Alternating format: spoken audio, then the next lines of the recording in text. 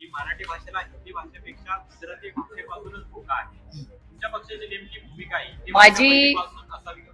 मी पहिल्या दिवसापासून माझी भूमिका मांडली होती. जेव्हा ते म्हणाले की सीबीएसई बोर्ड, मी पहिला विरोध केला या राज्यात. जेव्हा शिक्षण मंत्र्यांनी काढला होता मुद्दा की सीबीएसई बोर्ड हे कंपल्सरी होतील, त्या दिवशी मी एक ट्विट केलं होतं की माझा याला विरोध याच्या कारण आहे, मी स्वतः एसएससी बोर्डात शिकलेली आणि स्टेट बोर्डचं काय करणार हा माझा पहिला प्रश्न. दुसरा माझा प्रश्न आहे की हे सगळं कुठलं बोर्ड हे 1 मिनिटासाठी आपण बाजूला ठेवूया. महाराष्ट्र सरकारचा जो अस्सर रिपोर्ट तुम्ही पाहिला, जो प्रथम नावाची संस्था काढते, जो केंद्र सरकार ही रिफर करतो, त्याच्यामध्ये महाराष्ट्राच्या शिक्षणाची काय परिस्थिती आहे ही बघता. आज अंगणवाड्यांमध्ये बिल्डिंग नाहीये.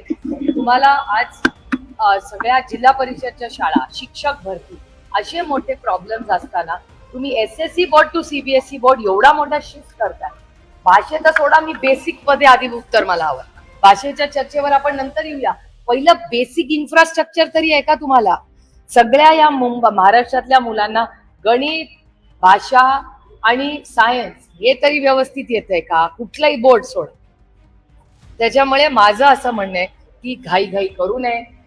हे न्यू एज्युकेशन पॉलिसी ही रेटणं हे चुकीचं आहे.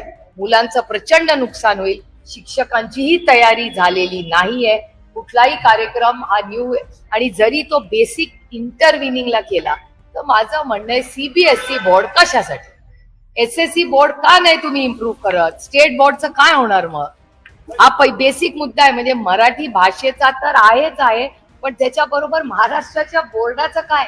तुम्ही सेंटरचा बोर्ड का घेताय महाराष्ट्राचं चांगलं बोर्ड असताना?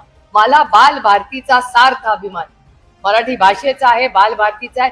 फार लोकांनी कष्ट करून ती अतिशय उत्तम पुस्तकं केली जी देशामध्ये वापरली जातात. तुमच्या माहितीसाठी सांगतो तर जर महाराष्ट्रातली एसएससी बोर्ड अतिशय उत्तम आहे तर त्याला तुम्ही डावलून सीबीएसई ऑप्शन द्या.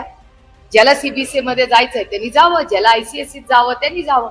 आणि माझा एक प्रश्न आहे, तुम्ही हे गरीब कष्ट करणाऱ्यांच्या मुलांना देणार आणि जी मोठ्या मोठ्या फी भरून त्या मोठ्या फॅन्सी इंटरनॅशनल बोर्ड मध्ये मुलं शिकतात त्यांना हिंदी मराठी कंपल्सरी करणार का? मग सगळ्यांना नियम कायदा करायचा असेल तर सगळ्यांना एक केला पाहिजे. हे असं सोयीप्रमाणे चालणार नाही. आणि न्यू एज्युकेशन पॉलिसी ज्या पद्धतीने महाराष्ट्रात इम्प्लिमेंट होते त्याच्यात मराठी भाषेचं नुकसान होणार असेल तर ते आम्ही सहन करणार नाही आणि ही पॉलिसी आम्ही येऊ देणार नाही.